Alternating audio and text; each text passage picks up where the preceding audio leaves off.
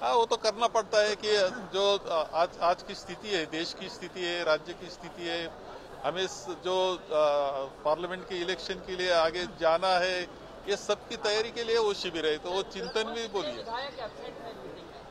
नहीं नहीं, वो 2-4 लोग नहीं थे, तो उसका भी लेटर्स हमारे पास है।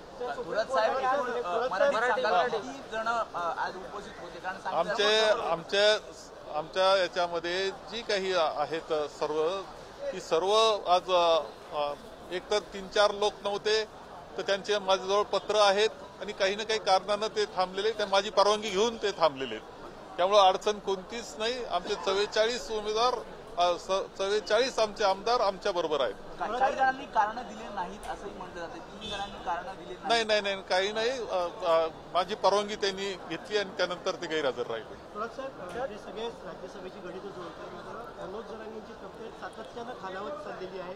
सरकार त्यांच्या प्रतिक्रिया त्यांच्या विषयाकडे बघत नाही, गांभीर्याने तब्येत खालावते। नाही नाही, गांभीर्यानं सरकारने पाहिलंच पाहिजे नेमकं काय आश्वासन त्यांनी, मागणी काय केली, सरकारनं आश्वासन स्वतः जाऊन काय दिलं आणि त्याची पूर्तता होण्याच्या संदर्भातल्या जर अडचणी असतील तर त्या दूर केल्या पाहिजे। परंतु कोणत्याही परिस्थितीमध्ये त्यांची तब्येतीची काळजी ही घेतली पाहिजे।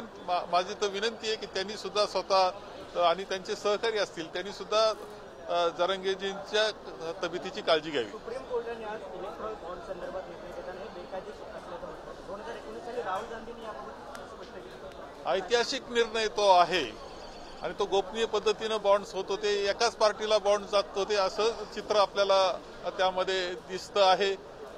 एक ऐतिहासिक अशा प्रकारचा तो निर्णय आहे, हे आपल्या सगळ्यांनाच मान्य करावं लागेल। तर 2 दिवसाचं शिबिराचं आयोजन केलेलं आहे उद्यापासून, काय सांगायचं? लोणावळा इथे आमचं शिबिर आहे, 2 दिवसाचं शिबिर आहे। पदाधिकारी सर्व एकत्र त्या निमित्तानं राज्यातले येणार आहे।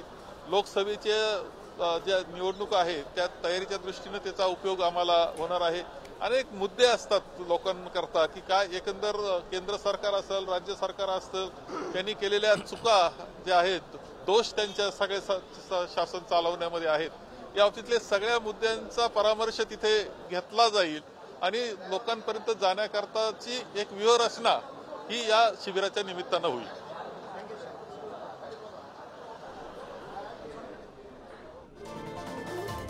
काँग्रेसचे 44 आमदार आमच्या सोबत आहेत, त्यामुळे अशोक चव्हाणांनंतर कोणीही काँग्रेसमधून बाहेर जाणार नाही अशा प्रकारचं वक्तव्य किंवा अशा प्रकारचा विश्वास हा बाळासाहेब थोरात यांनी व्यक्त केलेला आहे।